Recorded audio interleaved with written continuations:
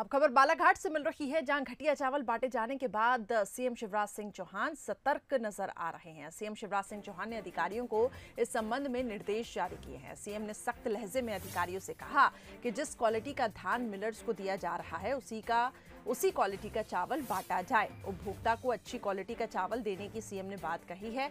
इसके साथ ही सीएम ने समय पर धान खरीदी के भी निर्देश दिए हैं।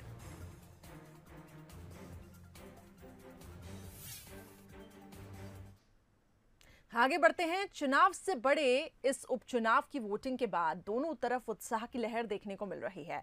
दोनों तरफ दिग्गज भी रिजल्ट को लेकर कॉन्फिडेंस नजर आ रहे हैं और इसी बीच नतीजों को लेकर अपने अपने दावे भी शुरू हो गए हैं। क्या संकेत देते हैं खिले हुए चेहरे, देखिए इस खास रिपोर्ट में। प्लानिंग की कोई जरूरत ही नहीं, सरकार है, सरकार रहेगी और अब अच्छी चल रही है, देख ही रहे हो आप लोग। मुख्यमंत्री शिवराज सिंह चौहान उपचुनाव के रिजल्ट को लेकर कॉन्फिडेंट नजर आए। पिछले 1.5-2 महीनों में चुनाव प्रचार में उन्होंने खुद को पूरी तरह से झोंक रखा था। 28 सीटों पर उन्होंने ताबड़तोड़ 84 रैलियां और 10 रोड शो किए, लेकिन अब मतदान के बाद वे थोड़े रिलैक्स मूड में दिखे। फुर्सत के इन पलों को उन्होंने पार्टी कार्यकर्ताओं के साथ शेयर किया।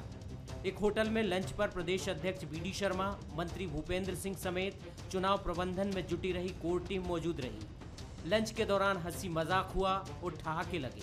चुनावी आपाधापी खत्म होने के बाद बीजेपी नेताओं के चेहरे खिले नजर आए।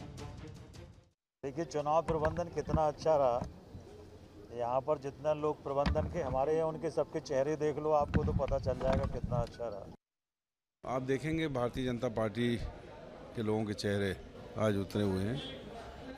कांग्रेस क्लीन स्वीप करने वाली है और कमलनाथ जी के नेतृत्व में सरकार फिर बनेगी। मतदान के बाद पीसीसी में भी हलचल बढ़ गई है। कार्यालय में मतगणना की रणनीति पर मंथन हुआ। इस दौरान कांग्रेस नेताओं के चेहरे पर भी मुस्कान बिखरी दिखी। बीजेपी तो सत्ता में बने रहने का दावा कर ही रही है।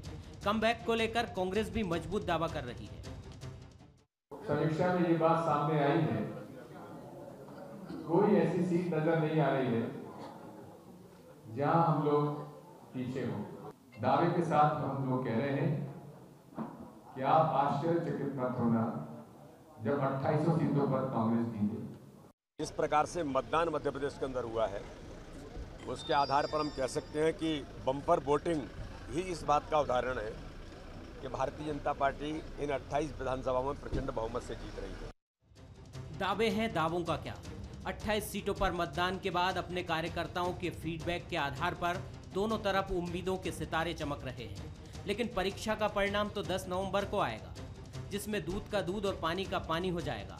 और जिन छोटे बड़े चेहरों के इर्द गिर्द ये चुनाव लड़ा गया, उनके राजनीतिक भविष्य की दिशा भी तय हो जाएगी। बासु चोरे के साथ जुगल किशोर शर्मा, बंसल।